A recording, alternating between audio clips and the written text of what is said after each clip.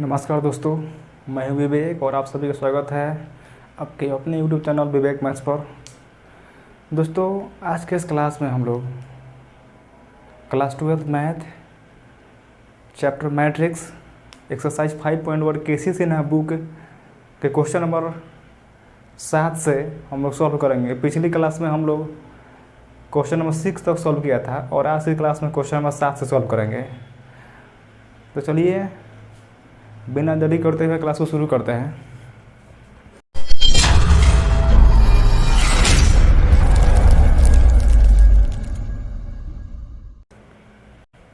तो देखिए question number 7 में क्या दिया है कि कोई अभियुक्त दिया है और उसका ये 4 क्वेश्चन दिया है। पहला क्वेश्चन में क्या बोल रहा है कि पंक्ति की संख्या क्या है। क्वेश्चन नंबर 2 में क्या पूछा है 7 का 2 में कि स्तंभ की संख्या बताना है आपको। अवयव की कोटि क्या है 3 नंबर में। और चौथा पूछा है कि प्रविष्टियों की संख्या क्या है।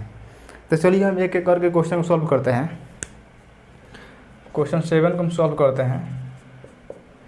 तो ये कोई क्या दिया है, अवयव दिया है, मैट्रिक्स दिया है जिसका एलिमेंट 1 0 5 2 -3 और 4 ये अवयव दिया है। क्वेश्चन नंबर फर्स्ट में क्या पूछ रहा है कि पंक्ति की संख्या क्या है। इसमें ये जो अवयव दिया है इसमें पंक्ति की संख्या क्या है। तो हम आपको अवयव पार्ट में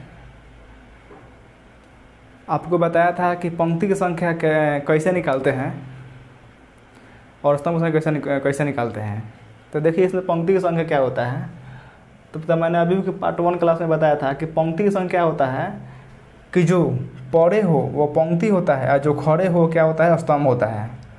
तो पड़े हो तो कौन कौन है, ये है, इसको क्या जाता है R1, इसको क्या जाता है R2।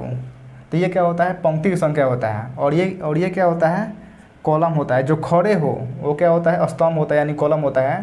तो इसको C1 C2 से प्रेजेंट करते हैं और पंक्ति को R1 R2 से प्रेजेंट करते हैं। तो पहले क्वेश्चन क्या बोल रहा है कि पंक्ति की संख्या क्या है। तो पंक्ति कई गो हो, R1 R2, तो कई गो पंक्ति है, तो 2 है। तो इस क्वेश्चन का आंसर क्या हो जाएगा, 2 हो जाएगा। इस क्वेश्चन का आंसर क्या हो जाएगा, तो 2 हो जाएगा। और 2 नंबर में क्या पूछ रहा है, 2 नंबर में कि स्तंभ की संख्या क्या है। तो जो खड़ा हो तो कितना है, C1 C2 C3। तो कितना स्तंभ है इसमें, तो टोटल 3 है, 1 2 3 है। तो इसका आंसर 3 हो जाएगा। और 3 नंबर में क्या बोल रहा है आपको कि अवयव की कोटि क्या है। तो अवयव की कोटि कैसे निकालते हैं, यदि किसी अवयव में m पंक्ति हो और n स्तंभ हो तो कोटि क्या होता है, m × n में कोटि कहा जाता है। तो इसमें कितना पंक्ति है, तो 2 पंक्ति है। और कितना स्तंभ है, तो 3 स्तंभ है। तो m × n, तो m का मान क्या है, इसमें पंक्ति की संख्या कितना है, पंक्ति की संख्या 2 है और स्तंभ की संख्या 3 है। तो 2 × 3 क्या हो जाएगा, इस अवयव का कोटि हो जाएगा। यही वही पूछा है कि अवयव की कोटि क्या है। तो अवयव की कोटि 2 × 3 हो जाएगा, क्योंकि पहले पंक्ति होता है अतः बाद में स्तंभ होता है। तो पंक्ति कितना है, 2 है और स्तंभ कितना है, 3। तो पहले पंक्ति अतः बाद में स्तंभ। तो 2 × 3 का कोटि का क्या है, अवयव दिया है। और चौथा क्या बोल रहा है, चौथा पूछ रहा है कि प्रविष्टि की संख्या क्या है। मैंने ये टोटल अवयव में ये अवयव दिया है मैट्रिक्स में, इसमें कितना अवयव है, कितना एलिमेंट है, वही उसी को कहा जाता है प्रविष्टि की संख्या। तो इसमें कई गो अवयव दिया है, तो कई गो है, 1 2 3 4 5 6। तो कितना हो जाएगा, प्रविष्टि संख्या 6 हो जाएगा। यही हमारा आंसर हो जाएगा। तो चलते हैं नेक्स्ट क्वेश्चन में। क्वेश्चन नंबर 8 देखते हैं।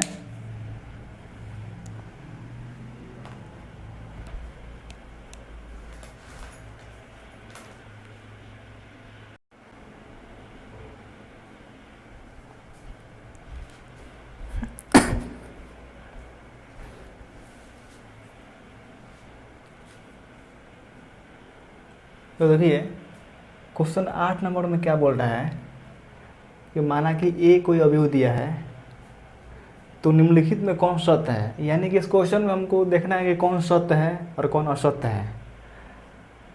एक बोल रहा है कि ए एक विकर्ण अवयव है। जो ए दिया है ये बोल रहा है कि ए एक विकर्ण अवयव है लेकिन अदिश अवयव नहीं है। 2 नंबर बोल रहा है कि ए एक अदिश अवयव है लेकिन विकर्ण अवयव नहीं है। 3 नंबर क्या बोल रहा है कि ए विकर्ण अवयव तथा अदिश अवयव दोनों है।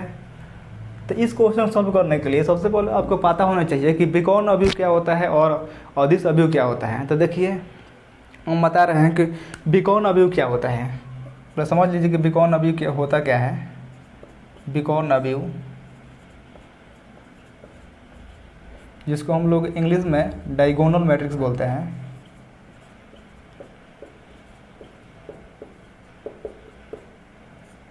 विकर्ण अवयव क्या होता है?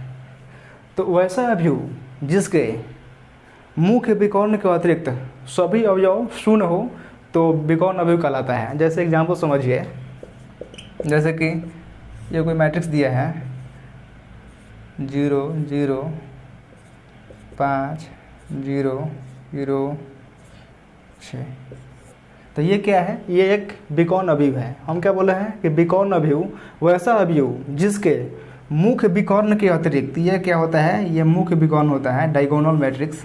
ये क्या है? डायगोनल है।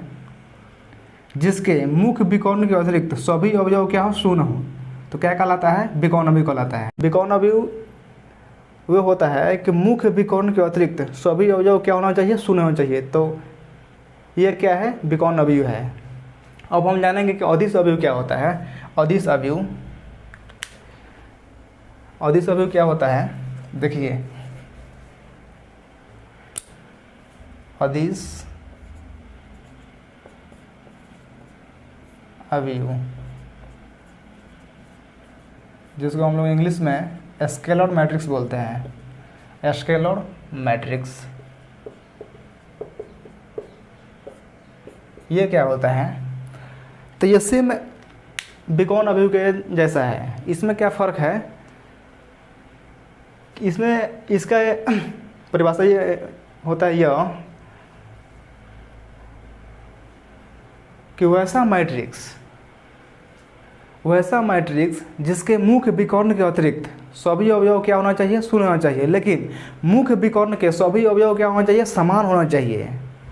तो क्या कहा जाता है? अदिश अवयव कहलाता है। यानी कि मुख्य विकर्ण के सभी अवयव समान हो तथा मुख्य विकर्ण के अतिरिक्त सभी अवयव क्या हो?